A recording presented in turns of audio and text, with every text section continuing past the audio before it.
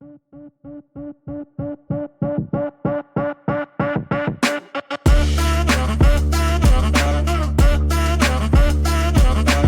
is episode 63 of the Hybrid Coaching Podcast.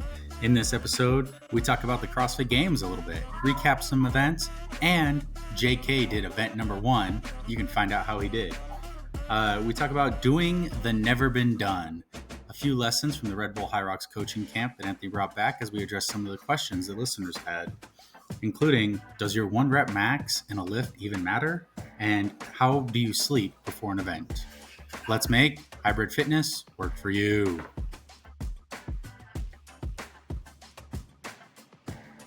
How's it going today, JK?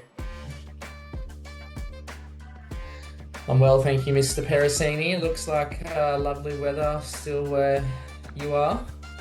Yeah, it's a little windy today. The lake has some white cap waves on it. What I was just thinking about is when I said that well, you and I had discussed this a couple recordings back before we started recording that we should we have an intro, like a specific thing we say together or whatever it is. And I think I pointed out that I think our intro is me saying, "How's it going today, JK?" It is indeed, and you did say that. I agree. Like I think every episode you've started and you've started like that. So that is our intro now. Yeah, it was just kind of natural. And I think that got me like I was listening to I think it was Steve Magnus Strength Running podcast, or yeah, I think it's Strength Running. And him and his co-host has the exact same intro, which I like. So, but Do no, they? we can stick to this one. Is Steve Magnus? I think he's science of running. Is strength? I think strength running is like James Science of Fitzgerald running. or something. Yeah. That's correct. Yeah. Okay. Science of running. Yeah. Yeah. Nice. But I do like your intro, Anthony. Nice. It just came natural. I just wanted to see how you were, you know? Yeah. That's Yeah. I'm playing the role of the audience. I just every time we jump on here, I want to know, how is JK doing? That's right. Uh, all right, so today let's talk about what we're going to be doing. First, guys, we got actually some good questions. A couple over email, and a couple actually came through just our programming platforms. I got some questions there, so I just want to share them here on the podcast. So we're going to go over those, and they actually, I think there's enough in these 5 or 6 questions or comments that we'll have a full episode and maybe even one that will be a full episode itself.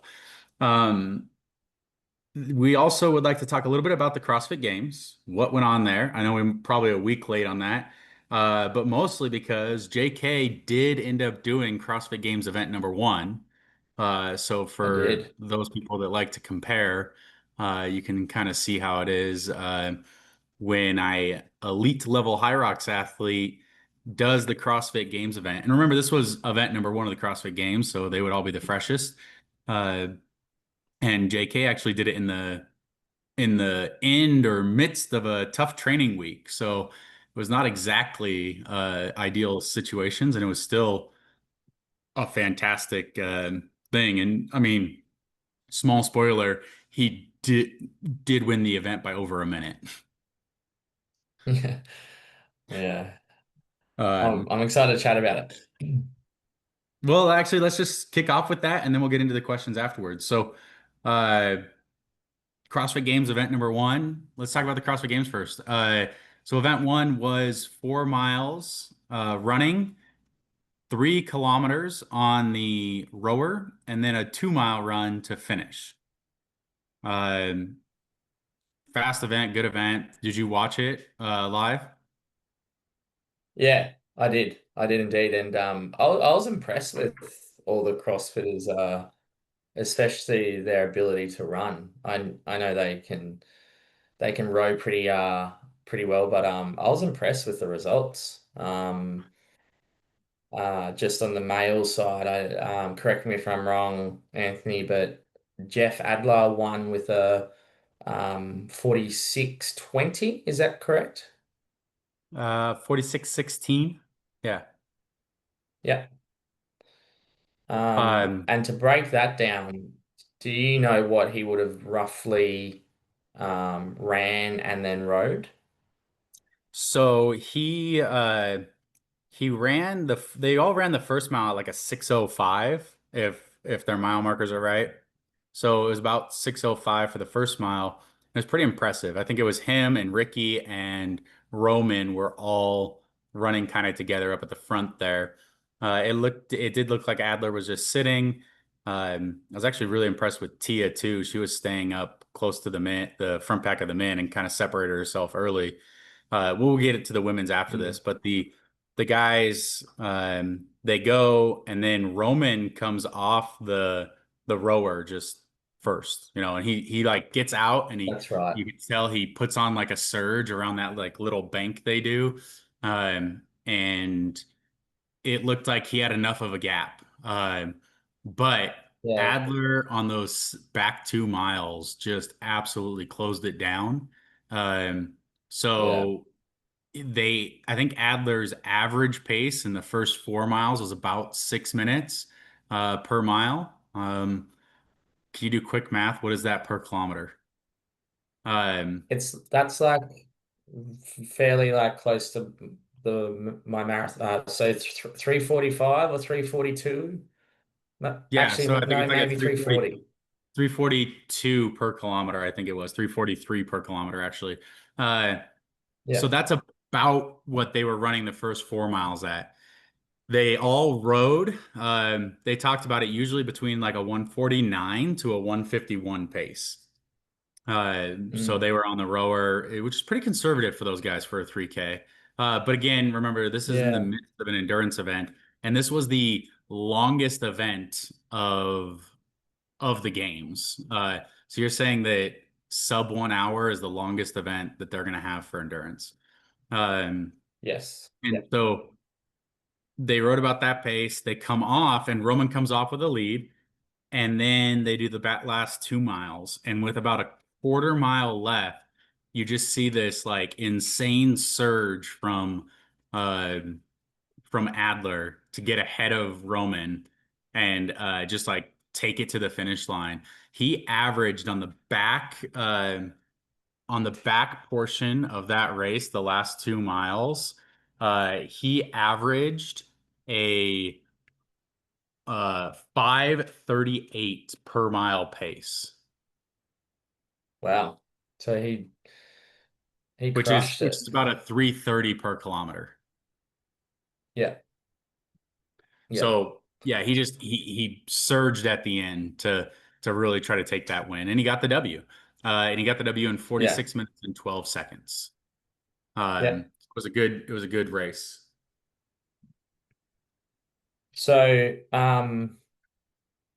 Anthony, so for the listener, Anthony asked me, I think it was the day of, after the event was done, would you like to do it? And my answer was hell yeah. I wanted to see what I could do against the best CrossFit athletes in the world. So I ended up doing it last Saturday. It was my first session of my Saturday training. So before you Um, get into that, just yeah, it was the first session of your Saturday.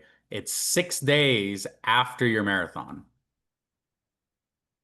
yes. right? So See, you was had it? No. yeah. Oh yeah, yeah. Geez, that marathon feels like ages ago, and it literally hasn't even been 2 weeks. So, um, you are correct. So it was 6 days afterwards. And just to preface as well, I'm not trying to bank up bloody um, excuses or anything, but like it was only Saturday I woke up actually, and I felt my legs again. Like I guess like the whole week I was pretty tender. Um, so yeah, I ended up doing it on a treadmill. So let's just preface that first. It's obviously different environment. Didn't do it outside. Um, So I was able to stick to or put in a pace and try to stick to it, right? So I ended up pretty much running at my threshold, in my threshold, so at 3:30 pace. So the first 4 mile was at 3:30 pace, jumped on the rower, pretty much held a 150 to a 151 the whole time for the 3K, and then jumped back on the treadmill and ran a 3:30 pace once again to get me a time of, I think it was 45:10. 45:10. With obviously, like, there was a little bit of transition time involved there. So it was a great event. I was hurting at the end. I was breathing hard. I was feeling it by the end of those last 2 miles, which was good. But it was a good event. It was a really good event. Um, yeah, Okay. yeah. Um, It's yeah, I mean, you told me, and I was like, yeah, I knew, right? This is 6 days after your marathon. You had a light few days, like 2 or 3 days after the marathon, but then after that, you were very uh kind of back into the swing of training. You did have a threshold day that week, and you had a threshold day that week, and you also had a strength running after this, right? Or did we? No, I replaced it. One of those things. So you had Yeah, some good events. You had some good work in your legs, and like you said, it was the first day you kind of felt your legs back, and so I I know you're not going to make the excuse, but I'm going to make the excuse for you that you were highly compromised doing event one. And yeah, you did it on a treadmill, but I think if you had done it there in the midst of competition, like I I mean, you're rowing at the same pace those guys were rowing, and you're running at 15 seconds per kilometer faster. yeah. Um, I so yeah. just you I did want to fantastic. say, yeah, thanks, mate. And I actually enjoyed, obviously, the a little bit like competitiveness behind, okay, I know what the CrossFit athlete and Games athletes did. I want to see what I could do against their times. And I don't necessarily want to go into this topic, but think about what I just did, right? Obviously, I and Anthony chose a workout that favors me. It's not as if I went the next day and tried to do my 1 RM back squat as well. So yeah, it's amazing what they can do. Uh, like, with respect to everything else that they can do. Yeah, and that's With that's their exactly what I'm talking about is like we this is an event obviously that favors you. We go through the rest of the Yeah, games, and you're probably, no offense, JK, you're probably 25th to 30th place in all the rest of the events. yeah. Oh, yeah, for sure. But you Especially would have got that three. 1 RM back squat. Yeah, you would have got $3,000 for the event win of event number one, and you would have worn the leader jersey to Yeah. start the weekend for them. All right, so let's quickly That's move on to the true. women. Yeah, let's quickly move on to the women and talk about some performances from the games. So just for the women, I did do this before. Obviously, we knew what event one was going to be long before it came out, uh, because they announced it. I had done the math for like, hey, what if Lauren was in this event? What would she have finished at? Uh, just using her last tested threshold paces, um, on just threshold pace, which usually you can close down at the end, and it's less than an hour event, so it should be pretty close to threshold. Plus what she's done in a 10K race before and in a 15K race. She's actually held just under 6 minute per mile pace for a 15-kilometer race. Um, so that being said, with with her threshold pace that was tested in April, I calculated her time would have been about 46:12.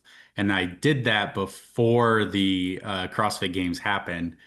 And then Adler comes in at 46:16. So she would have beat him by 4 seconds. Now, it's not head to head 16. or anything, but that's pretty cool that it was that close. And I think it would have been a really Yeah, good race to see them in there together and all them pushing, right? I would yeah. assume Adler probably has a higher top end sprint speed. So maybe, but maybe it would have been ran out of him trying to catch her at that point. So pretty interesting to see that that's something that And we can compare against. Um, remind me, but who won the actual event on the women's side and what time? so Tia Claire Toomey won the event, and it was like 49 minutes something. Uh, Yeah, that's right. and actually, that was a Yeah. pretty good. The women's side was a pretty good race. Obviously, Tia won those first 4 miles, and I thought, man, I felt watching it. I felt like she was ahead by quite a bit going into the row, and then all of a sudden coming off the row, I think it was Lucy Campbell who like beat her off the row or was like right there with her off the rower, and Close. it was like, Yeah. oh my God, it's this close. Like, is she gonna pass her? And she didn't, but it was pretty exciting watching the women's event Yeah. to see somebody put pressure on that early. So one thing I do want to bring up is obviously we watch, High Rocks athletes. Miriam Van Roor, um, she's a High Rocks athlete. She's been a High Rocks athlete for a long time. She's obviously transitioned. She's used CrossFit when she was doing High Rocks, and she's been in CrossFit as well. She's the two-time CrossFit Open winner. She did fantastic on the weekend, placing seventh. But one of the things that I thought was just absolutely amazing is I'd say the only person who showed better across both this event and what I would say is like the antithesis to it, which would be the back squat, would probably be Tia. So Tia was like first in this event and I think fourth in the back squat. Mira Van Moor was sixth in the first event and first in the back squat. And a couple of notes on that. She did really well, like sixth place in this event. Mira Van Moor squatted 360 pounds. Which is JK, what in kilos. do you want me to tell you? Yeah, because I want to know how much stronger she is than I am. I was gonna say she is stronger than you. I think it's about 160 kilos. It is No. 163.4 kilos. No. Yeah. Oh my God. And not that, oh, it does matter. Like she'd weigh probably between 60 and 65. Oh, look, sorry, I've got no idea, but that power No, to she'd weight be she'd be ratio heavier is than that.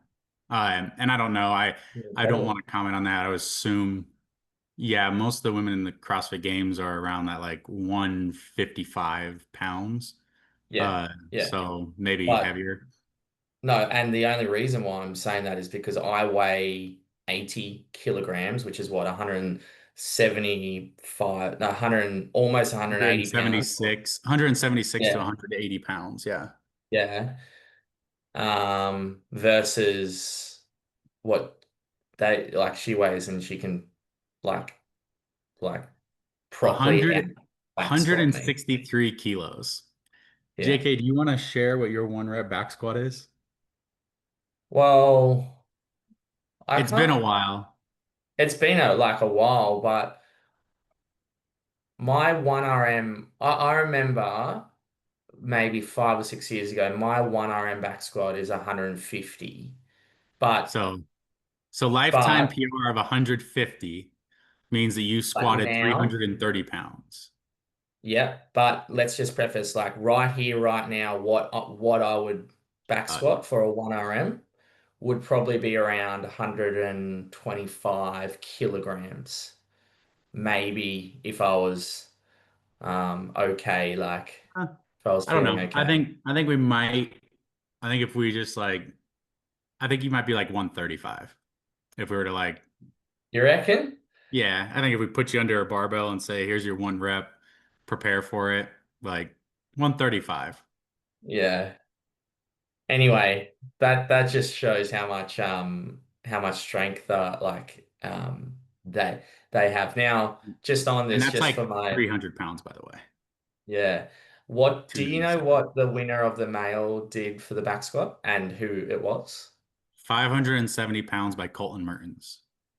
570 pounds, which is two 260 kilograms.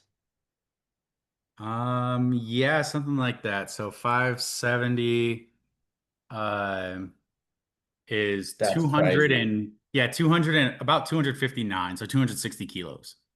That's crazy. Crazy. Um, yeah, so it's amazing what they can do. Amazing what they can do. Yeah. Um, I mean, just fantastic on them. But we talk about hybrid fitness a lot, and we say, there are some things that are hybrid fitness. It started out, people were like, oh, can you back squat 500 pounds and run a sub 5 minute mile? Can you um, deadlift 500 pounds and run a mile all together in under 5 minutes. Like Mm, there's some like definitions, but it usually involves some kind of running and lifting. But I really think like this event one plus like the run, row, run plus the back squat is like, oh, who's the best hybrid athlete out of these CrossFitters? that's true. Yeah. And I mean, Colton didn't do that well in event one versus Mm, Miriam was sixth place and mm, blew everybody away. Like she won by 20 pounds, I think, in the back squat. yeah. Yeah. So I might have that wrong. I don't want to just be saying she won by 20 pounds when she didn't. So I'm gonna pull up the leaderboard just to check it real fast. But I mean, some of the things. Did you watch all the events of the CrossFit Games? I watched most of them. Yeah, most of them. What was your favorite one? Oh, I enjoyed what was that burpee box jump over one that you could see all of them at by the end were just like off their feet. Um, Was that I think the one two of the separate two? events. Yeah, so it was throttle up and hammer down. Yes, So I throttle just up, they had enjoyed. the weight vest on, and hammer down, they took it off. Correct. Yeah, I enjoyed those ones. Now, something that I heard the other day is the CrossFit Games events. I think six or seven of them were um, in the time domain of like 6 to 10 minutes. One of them was obviously the 40 to 50 to an hour, I'm assuming.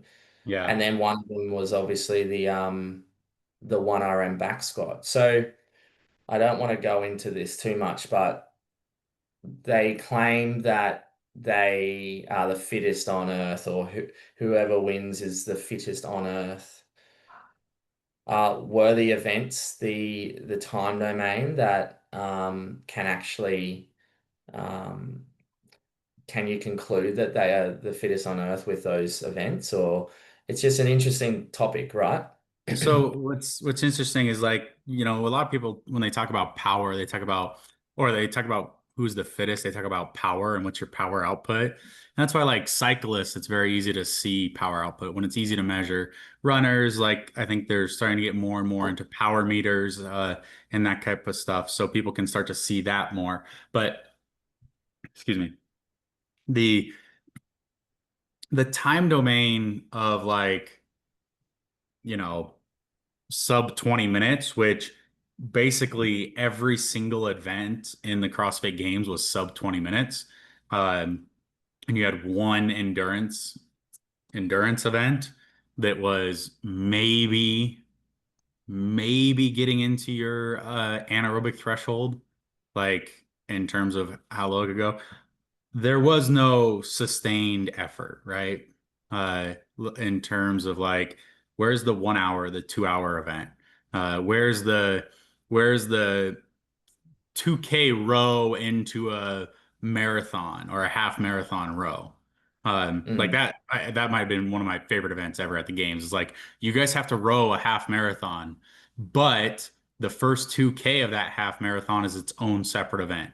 So you That's have to sick. like you have to 2K row as an event for time and then continue on to the half marathon, and it's two separately scored events. I think that's incredible. That's Um, sick. That's cool.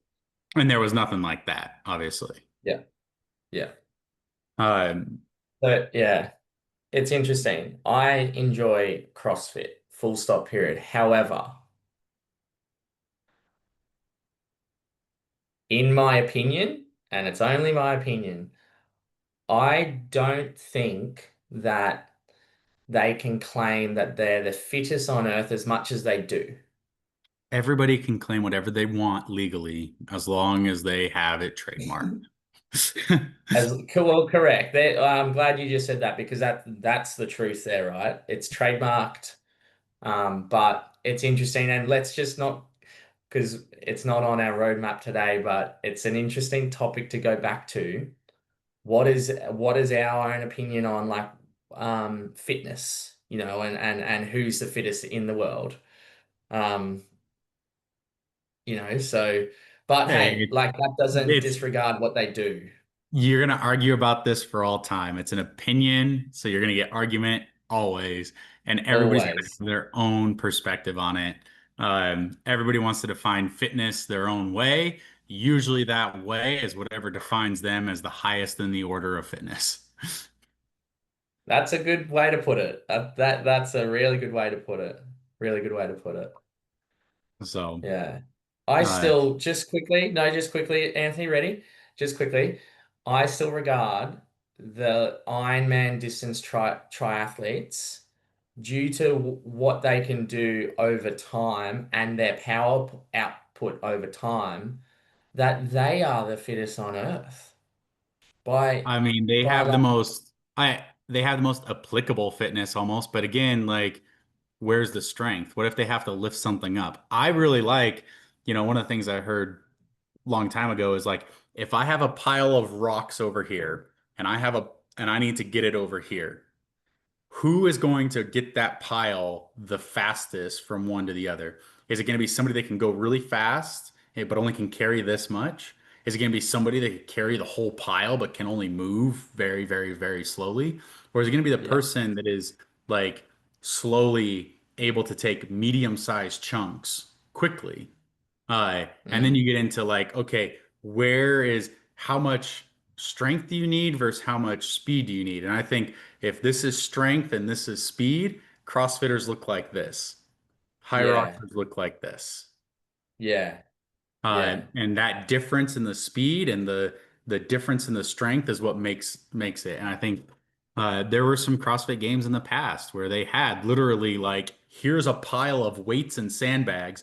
You have to move it with this wheelbarrow or something else, however you want, from this side of the floor to that side of the floor. Whoever Yeah. does it fastest wins. And you got to choose, like, how did you want Yeah. to load it up quickly or did you want to do it in small chunks? Like, did you want to do one big heavy load or did you want to do like four loads, but they're relatively easy? I think that's the kind of events that I like to see. Yeah. Yeah, and they do those type of events at like strongman events a Yeah, lot as well, yeah. right? And you know Um what? If you want to talk about power output, if you have a strong man that is going for 90 seconds or less, they're putting out more power than anybody. Have you yeah, for seen some of sure. those like, all right, you got 90 seconds. How many times can you deadlift this car? And Yeah. they're just like, Yeah. "Rrr," or Bang. like they Yeah. just go. So that's some, if you're talking 90 seconds or less, look at the strong men. Yeah. Um, Yeah. all right. So we didn't talk a lot about the CrossFit Games, but that's okay. Congratulations to Jason Hopper and congratulations to Tia. Those were great performances. And hopefully they all come to a High Rocks and show us what they can do in other fitness modalities. All right, so let's get into some of these questions because some of them are pretty good. We actually got one that we're going to save for the end. And Hmm. that's just because it might be a whole episode and it might be our whole next episode. Yep. Um, so instead of reading that one, I'm gonna read I'm gonna read this one first. Uh, Loving the content you guys put out. I follow along with JK's tips on his Instagram and listened to his 50 tips on the Hybrid Sport Media podcast a couple times already. So they've listened to that podcast. They want your tips, JK. Uh, Yep. my question is if you guys sleep before a big event. If so, how well? So, JK, do you sleep before a big event and how well? And Anthony, is it different for you getting sleep before big events where you have athletes racing versus where you are competing yourself? So, all right, JK, talk to me about your sleep before an event and leading into an event. What? Yeah, I'm just laughing because like you can talk for yourself, but the way I sleep before an event is probably a lot different to yours because you're just so excited slash nervous as well. But so am I, right? But my sleep before an event is probably the most important thing when it comes closer to the event. Is the rest and proper recovery, and we all know that sleep is the most important aspect to that, right? So how I sleep, I'll be honest, like yeah, sure, there's a few nights maybe that I don't sleep as well because um I'm nervous, like which is normal, but I tend to um, try to sleep as much. That's probably the most important thing, as much as possible. Um, and what that means is just I'm very I'm very traditional when it comes to sleep. Like I'm in bed slash getting ready for bed or winding down when the sun's going down. And then I'm waking up when the sun's coming up. And that's just something that I try to do religiously anyway at home with Georgie. So, yeah, like if you think about it, like when we're preparing for a race, we're trying to um, recover and allow our bodies to or our fitness to catch up to what we've put our bodies through. And the best way to do that is to rest and sleep. So yeah, it's a matter of like if you've got the time to sleep as much as you can, whether that is like your normal nighttime sleeping pattern plus a nap during the day. It's really important to do so. Um, but yeah, like I'll be honest, there's nights before races that I probably don't sleep as well because I'm obviously thinking about the race, nervous about the race, but you just try to control that as much as possible. Yeah, I uh, I agree. I like that you said that. I think sleep is the most important thing in your recovery tool belt, right? We talk about, oh, you can go Yeah, get a massage, you can go get scraping done, you can, um, you know, drink whatever recovery drinks you want to drink, and uh, do all the leg compression stuff you want. But the number one thing you could do is sleep and get good quality sleep and yeah, quantity. You can get quantity and quality. I think it's yeah, super important. So, yeah. uh, JK, your sleep. An example of my sleep, and this was just because I flew into World Championships this year the morning of the event. Um, because I flew in the morning of the event, I slept an hour and a half the day before the World Championships, and I know you guys don't sleep much after. I obviously didn't sleep much after either, getting anywhere from 4 to 5 hours afterwards. I don't say that as like a brag. I think it's a terrible thing. I think I need to sleep more and sleep better. It's a bad example. Um, I think everybody should be getting more sleep. So um, don't follow what I did there. I usually have really good quality sleep. When I fall asleep, I'm out. Like I don't get up for anything. Right. So Yeah. in terms of like how deep I'm sleeping, I'm pretty well asleep. When you guys have events, I get really excited and sometimes I'll stay up later. Just like that nervous energy won't let me fall asleep. Yeah. But Yeah. once I fall asleep, I can stay asleep, and getting up is actually harder. But Yeah. yeah, Yeah. But yeah, like for anyone, like for a bit, like you as a coach, knowing that you've got athletes that you're so bought into, um, like racing in a few days, like your sleep is like sleep's everything for everyone, right? yeah, Um, the amount of time, so because like it's interesting. Obviously, Anthony and I live on the other sides of the world. So our timeline is so, or our time frame so different, and I'll be waking up and then, or like I'll be getting prepared to have dinner with Georgie, and you're still up at like 2 a.m. But hey, that works for you. So I think to go to the question, right? I'm sorry, I forgot his name, but you've got to try to find a routine that works for you that allows you to get as much sleep. Um, and that's, as Anthony just said, it's the most important. It's the most yeah, important thing. absolutely the most important thing. Yeah, everybody should be trying to get more sleep. Yeah, Good quality sleep too. yeah, We do things like we have blackout curtains, blackout whatever room we're in, to not be sensitive to light, uh, noise machines, like uh, just those type yep. of stuff. Don't take any like I like to just take it like natural, fully natural sleep. So no melatonin. I don't have anything like that. I know, JK, do you take your triple magnesium before you go to bed, or is that I take my triple magnesium. I don't think it helps with like me going to sleep. I think it helps my recovery during sleep, and waking up a little bit more fresher. yeah, But yeah, that's the only thing I take for yeah. sleep. And we have like this cooling mat that goes underneath our sheets on top of our mattress. So it Yep, like pumps cold water through the bed, like so it's always cool through the night. It's like you're always that's sleeping on awesome. the cold side of the pillow. It's nice. Yeah, yeah, yeah. That's Um, nice. all right. So I think we answered that pretty well about the sleep. Let's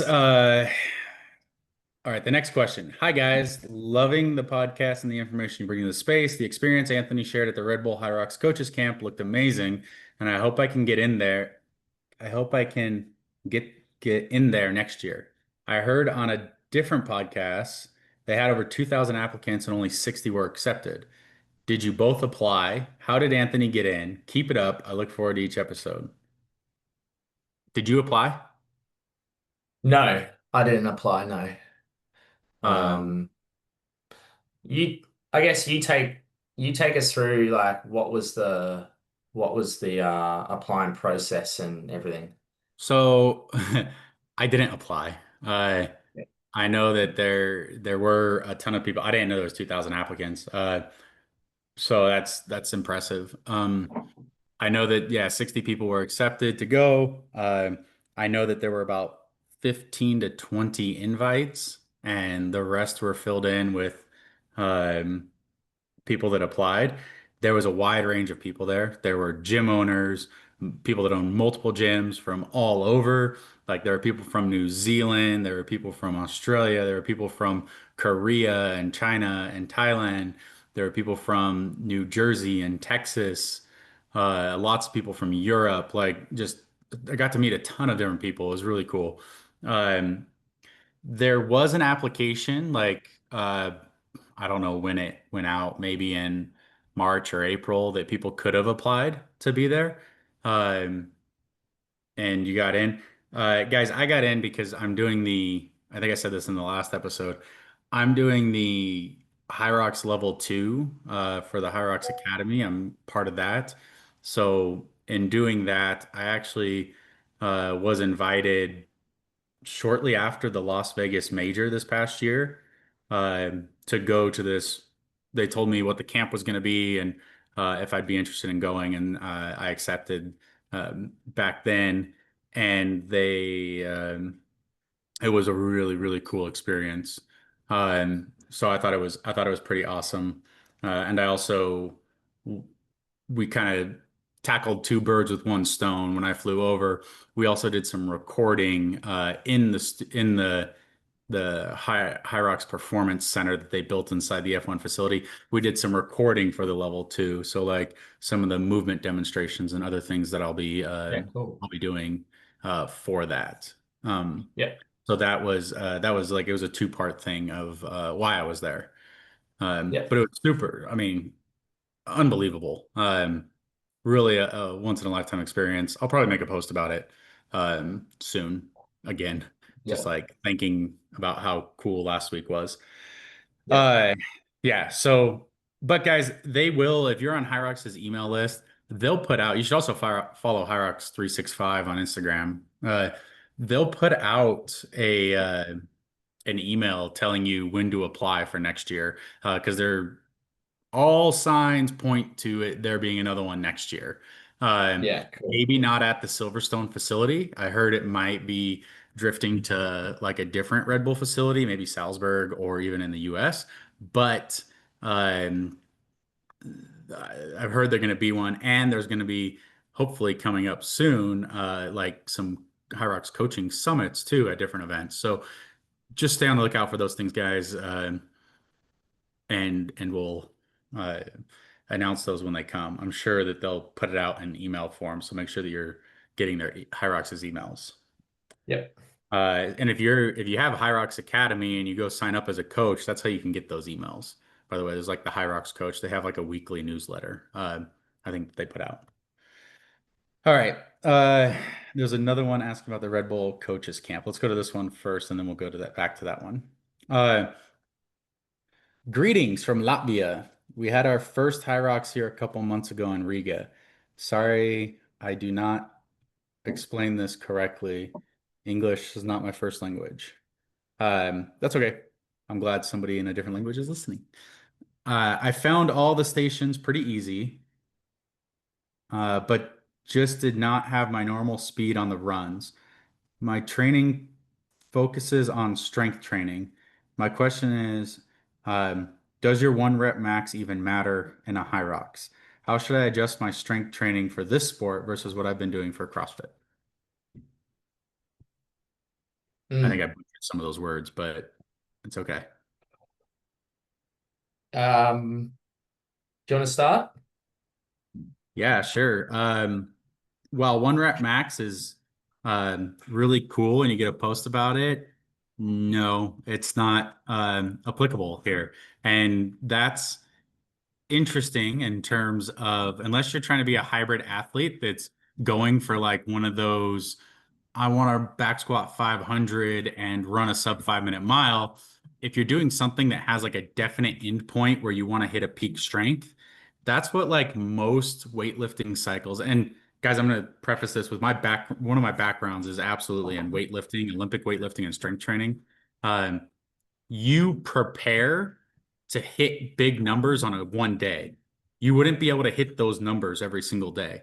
You try to make Mm, yourself that strong for that moment in time, mm, right? So that's what like these cycles periodized prepare you for. They prepare you for a peak.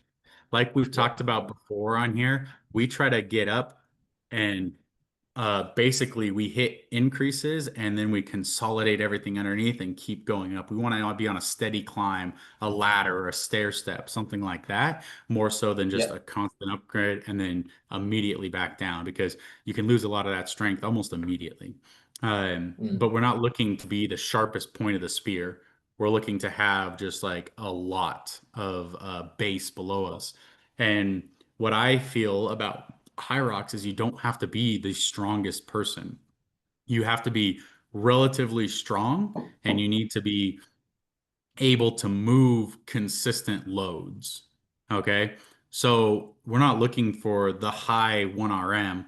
I want to know at 155 pounds or 225 pounds, how many times can you move that? How many different ways can you move that? How many reps and X amount of time can you move that in?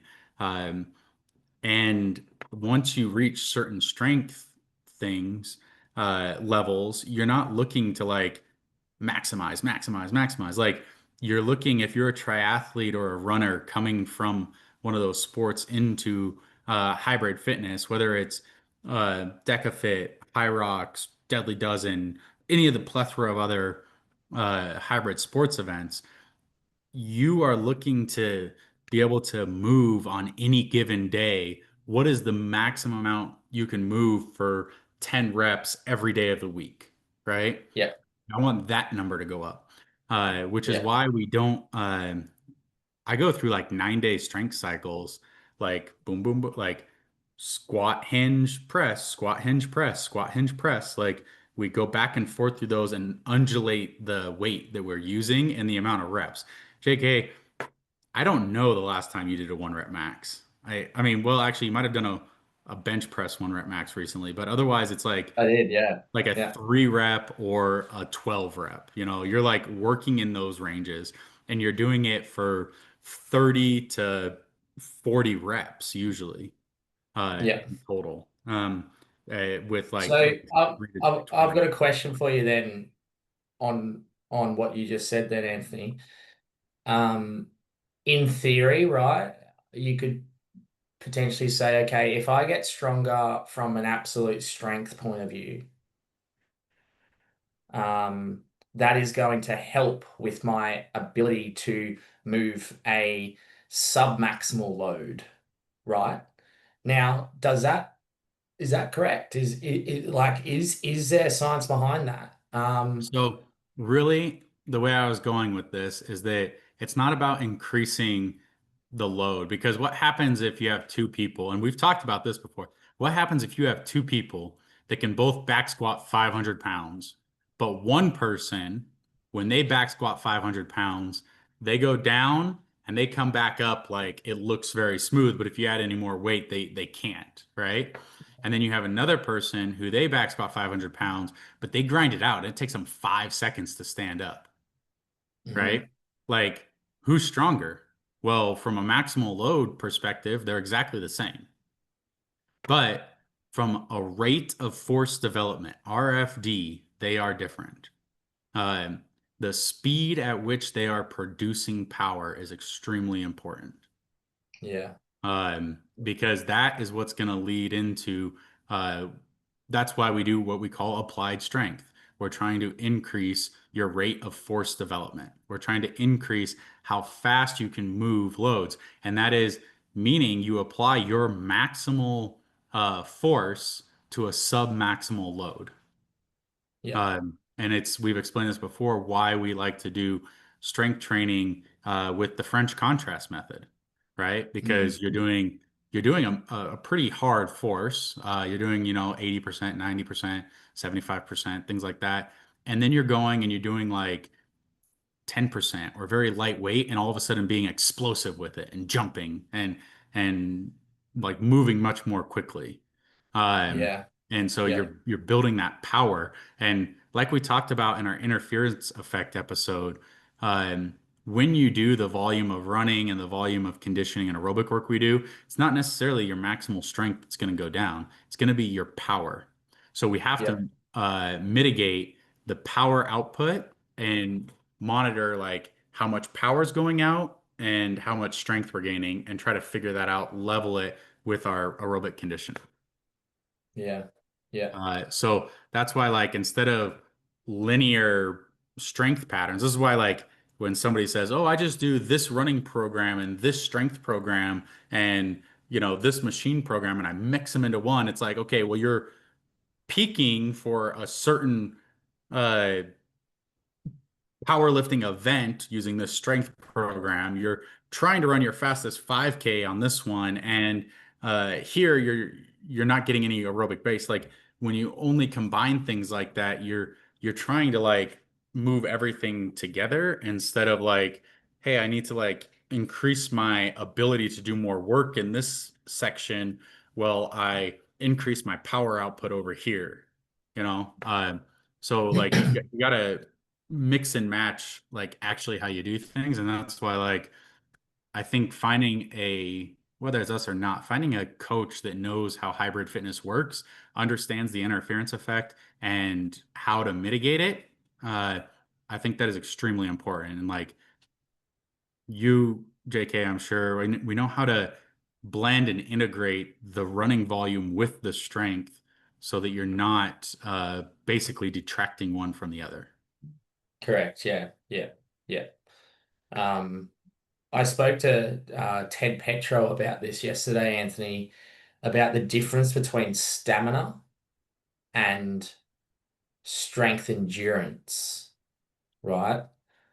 I personally think when it comes to this topic of just one pure strength and whatnot, um, stamina to me, like muscle stamina, is more adequate or more important because to me, strength endurance is more like your endurance with load from a cardiovascular point of view, but stamina is actually like looking at, your stamina and repetitions of your actual muscle, sorry, your quadricep muscles or your chest muscles. Now, that's just what I kind of thought in theory yesterday when we were chatting about this. What's your thoughts on stamina versus like strength endurance when it comes to this?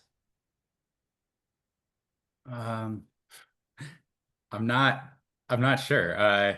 The the stamina is like how long you're able to um Sustain, yep, yep, sustain, while strength endurance would be like I would see like how many repetitions of something you could do, right? So could for stamina, like you can go a long time with the load, like time under tension, load on your back, yep, things like that, versus like strength endurance is how many repetitive exercises of muscle contractions can you hit with this load or that load. right, Uh, so I think you need kind of both of them. yeah. And both are very similar, right? They're very similar. Yeah. Yeah. But the reason why I've just brought that up is because like both of them to me is a lot more important than absolute strength when it Yeah, comes to what we're and doing. that's Yeah. exactly like if you have an athlete uh we'll use the women's side. If you have a female athlete that can squat 205 pounds back squat, um she has the absolute strength enough to do really well in a pro high rocks. You Yeah. just have to work on the rate of force development. How fast is she moving that? How fast can she move, 175 pounds repetitively? That's going to become more important once you reach those like minimal strength thresholds. Yeah, for sure. Um, Yeah. cool. All right. This is probably gonna be the last question we're gonna be able to get to and talk about, and then I'll read the final question. We'll tease it for next week's episode. Sounds But good. here's the final question for today. Here's a question for your podcast. I was at the Red Bull High Rocks coaches camp with Anthony, and they had a session about how to prepare for the unknown or planning for something that has never been done. Yeah, they called it NBDs, never been dones. Cool concept.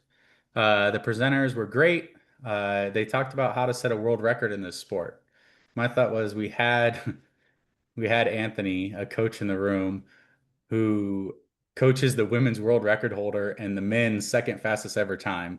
I'd love to hear Anthony's opinion on what they discussed and if there was any difference if you had been presenting during that session.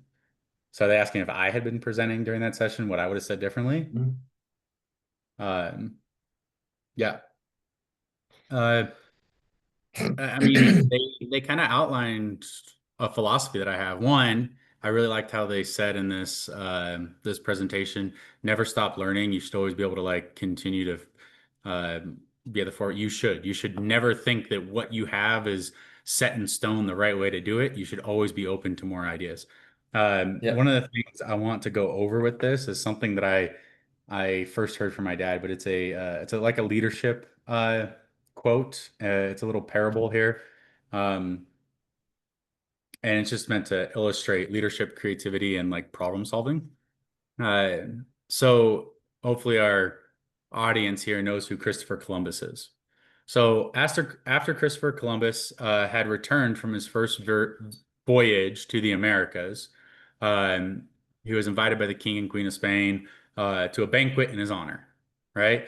Some of the nobles there were jealous, and they were like less impressed with his achievements, claiming that if he hadn't discovered the New World, surely somebody else would have. So what he did wasn't that impressive because it's not like he invented anything new. He didn't Yeah. do anything that wasn't at the capabilities of anybody at that time to be able to do. Um, and hearing these murmurings and stuff when it came to time to sit down for dinner, Christopher Columbus responded to all the guests by grabbing an egg. And he tells everybody, uh, I bet none of you can make this egg stand upright on its end without any support. And all the nobles, he passed the egg around the table. All the nobles sat there and tried, but no matter what they did, the egg kept falling over um, on each and every one until it got around the table back to Christopher Columbus. And then one of the nobles said, well, let's see you do it. Christopher Columbus takes the egg and he bangs it on the table and smashes the bottom of it. And he stands it up, and there sits the egg. It was a hard-boiled egg. Um, and now it has a flat base and it's standing up on the end. And they all exclaim, well, anyone could do that. And Columbus says, yeah, once I showed you, once you know how, the difference is that I did it first. He's like, I'm the leader that showed you how it could be done. We all have the same Mm. information, but I showed you. Like, that's kind of like how he leads, right? And does that. And so if you actually think about we're going into a new sport, like that was the main purpose behind this lecture was like we we're in this unknown sport, right? But like we have all the tools from other sports. We have all the sports science from other sports. Um, just like you and I, JK, we talked about this months ago, actually, on when I was driving up to Montana. I left you a very long voice note with that same Christopher Yep. Columbus egg parable. And I also talked to you about how, like, what we're doing is we're selling from the old world to the new world, but we don't know that the new world exists. But we're looking for the fastest route to get from A to B. We don't know what it is yet, but we have our ships. We know how to sail. We have the stars that can guide us. Yep. Like, we don't know exactly how to put it together yet, but we're gonna find it. And so Christopher Columbus, he sailed way far south and he got to there, right? And then on his next journeys, he was able to find the route. But as time went on, after he discovered the first one, after you cut a path through a forest, the next one comes easier. So the next person Yeah. can come up right behind you because you've cleared the way. And that's kind of what I like to imagine that we're doing, right? Is we're using all these philosophies, all these theories, all these training and sports science things that are available to anybody, but we're putting them to use in this sport and trying to figure out how they best fit so we can find the fastest route from A to B. Okay. We're Yeah. looking to get the fastest there. And once we discover that, I'm sure there's going to be new technologies that come along that will speed that up. And that could be like, oh, look, all of a sudden, we had these wooden ships that use sailboats, and now we have a steam powered boat and we can go faster. And that could be like new shoe technology. Or, we have all of a sudden we have these motorboats that can just like these giant cruise ship that have these giant propellers and they just boom, they get across in only a couple days. So they go much faster than what we originally were able to do. And it's because they have better fueling strategies during it, you know? Mm. Um, or like the equipment sponsor changes or something, or there's something else that happened. There's a new revolution in the sport, and the times get faster because, oh, look, there's airplanes now, and we're able to get from point A to point B so much faster, right? So Yeah. there's going to be technology increases that happen, but we're paving the way right now for how to accomplish it. And if finding the new world is like winning the world championships, right? Yeah. We did it once, we did it twice, we did it three times. Like we keep coming back and finding shorter routes, getting faster from point A to point B. We keep doing it now. The first voyage is Yeah. done, and now we're refining and we're getting closer. If somebody is coming into the sport and they don't know anything about it and they're navigating without looking at those who have gone before them, um, they're not gonna like why go through those struggles? Follow along what like has happened, but bring your own philosophy into it. Like bring Yeah. your own background. Everybody should be able to develop their own training theory. Like you can see what somebody else does and then develop your own theory, your own practices. You don't have to change everything. One thing that they talked about was like, you never want to just throw out your principles or throw out like your philosophy, right? And take on somebody else's. That's not a good way to do it. You need to have yours and then like you can take little ideas and Yeah. bolster your own. Yeah. I think like what I got out of that story, Anthony, is knowing that and like putting it back to what we're doing as hybrid athletes, hybrid coaches, understanding that there's so much information out there now.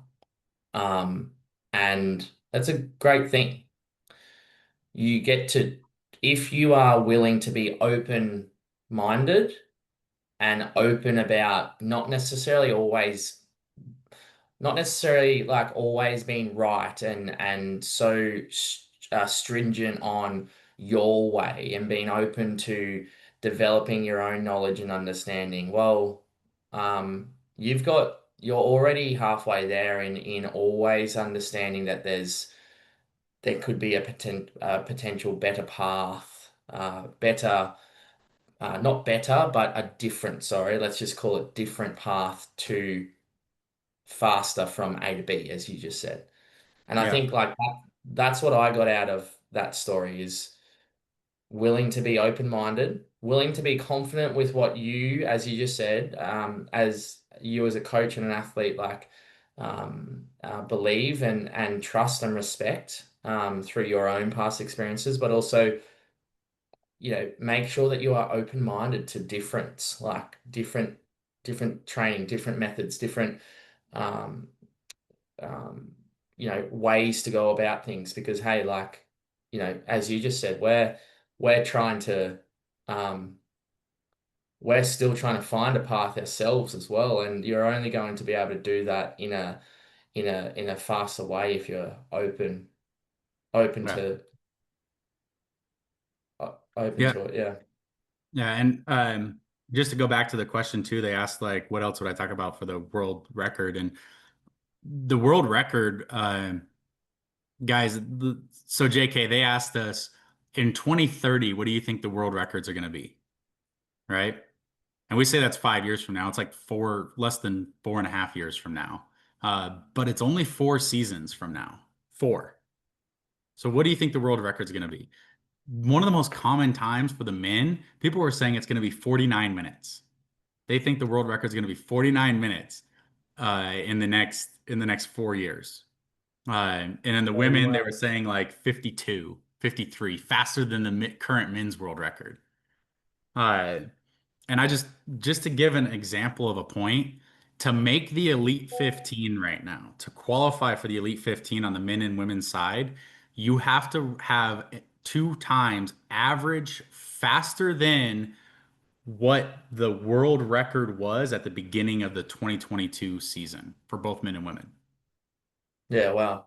Um, and just to give a little history on like these world records, they don't drop by a little bit. There's like not really a 4 or 5 second or 2 second drop.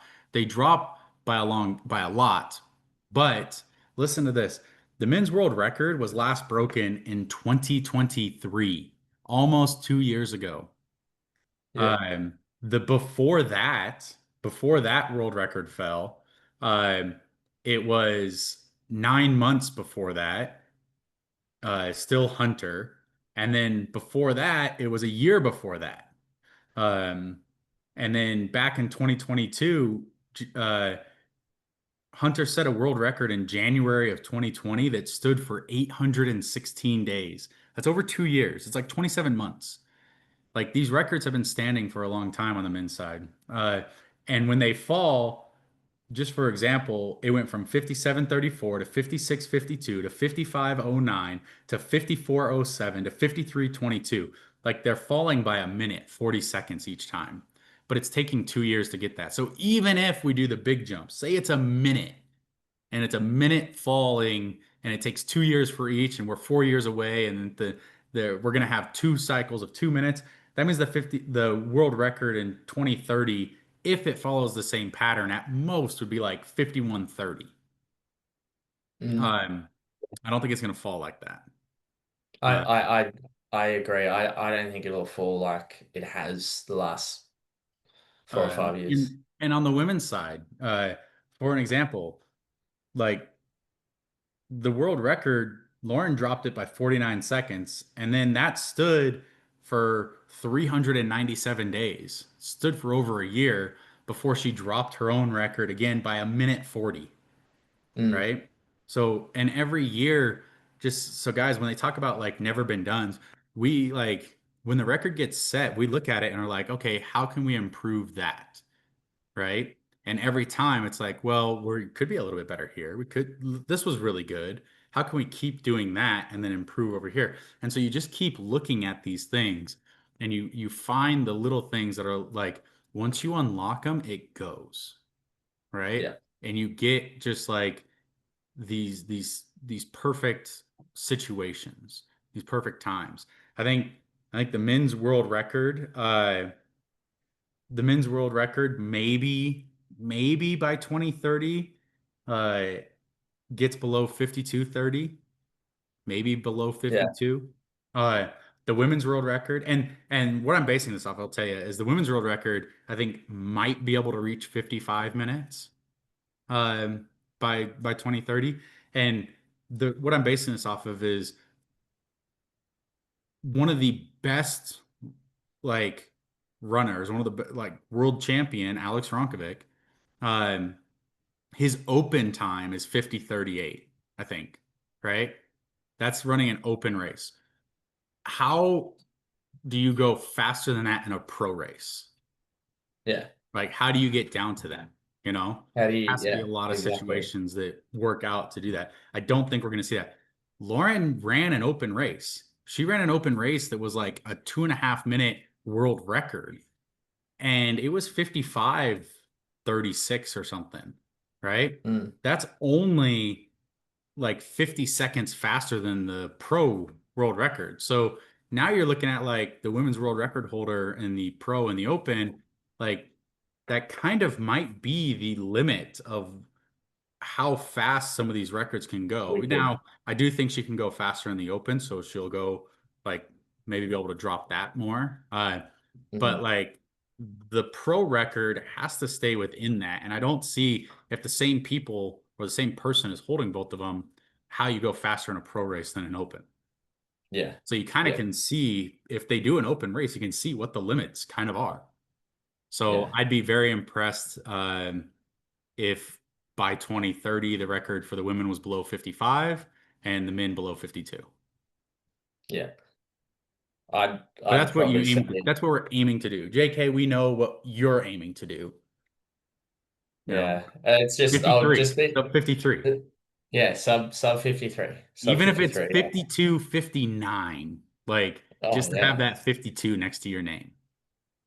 Mate, I yeah.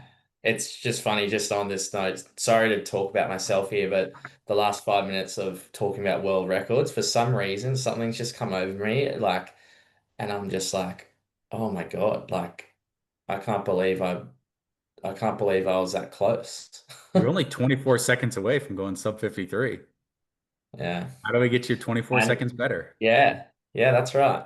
and look, like just on that, just to finish, just to wrap that up, like, yeah, like maybe I was meant to not get it in Glasgow, and so that I can make sure that, like if I have the opportunity to next time, that it's a damn right world record rather than like a You second or two. you remember what I told you after that, and you were like disappointed you missed it? Where You said something along the lines of like what I just said, like you want to make sure that you want to make sure that well when you get a world record, it's like a, like well it's definitely a world record.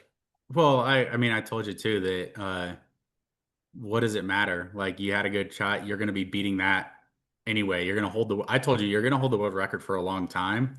This would have been nice, but you're going to look back on your career in 5, 6 years and it's going to be like, well, I held it for long enough after that point. Mm, That's yeah, something else, like guys, that I probably would have said in that is like, you have to believe you can do it. Like yeah, JK, you believe you can break the world record, right? yeah, yeah. Okay. Like If you don't believe, then you're never gonna even, sorry to say it this way, but you're never gonna come close. But like the belief is the most important thing. I apologize for bringing that around to my thoughts and my feelings just then, but no, I'm glad you yeah, did. it's a I like to know your yeah, thoughts and your feelings, JK. You can tell me anytime. yeah. All Thank you, right. mate. I know you got to go. We've stayed longer. Thanks for your extra time. Guys, the last question Hey, we had, that yeah, we're going to talk last question, like to do it. Uh, the last question we had that we're actually probably going to turn into a full episode for next week is somebody asked, can I ask you about your program style? When you sit down to write it, do you have a process? So I think we're going to sit down and actually like show how we program out macro, which would be our year, and then how we do meso, which would be like your Yep, month or weeks, and then your yep, micro, which is the day to day. yep. Uh, I and like we'll that. talk Yeah. about actually programming. I think that'd be a really good episode. So that should be next week. And with that, uh, we will probably demonstrate it for like an individual and not necessarily the way that I do it for like the track Yeah. where multiple people The follow, track, yeah. because that's more intricate Yep, than and follows a different type of pattern, at least for me, than doing it for an individual. yep, Okay. yep. I like All right. it. Thank you for your time today, JK. Thank you, Anthony. We'll see you, and thank you, listeners. And we'll see you in the next one. Yeah, guys, if you don't mind, I didn't ask earlier if you could leave us a review, hit the 5 stars, help us spread and get out there. We actually have pretty good numbers, but after talking to Greg Williams at Rocks Life, I think we're like 1/6 of what he has. So we're looking to boost that up, see if we can get to Boost half. that up. Yeah. So we got to triple in size. So if everybody just sends this to one friend, one coach that they have, ask them to listen, that'll really help. And the reviews and the ratings go a long way to doing that. So thank you, everybody. JK, I believe I have an outro on the end of here all the time that tells us where to find you. But if you want to add that, otherwise, have a great day. JK, if you ever want to have a chat, any questions on Instagram, jk.james.kelly. All right, guys. Thank you very much. Thank you for listening to the Hybrid Coaching Podcast. If you'd like to reach out and get in contact with us, you can email the Hybrid Coaching Podcast at gmail.com, or you can find us on Instagram either at the Hybrid Engine or at jk.jameskelly. Thank you for listening. Have a great day.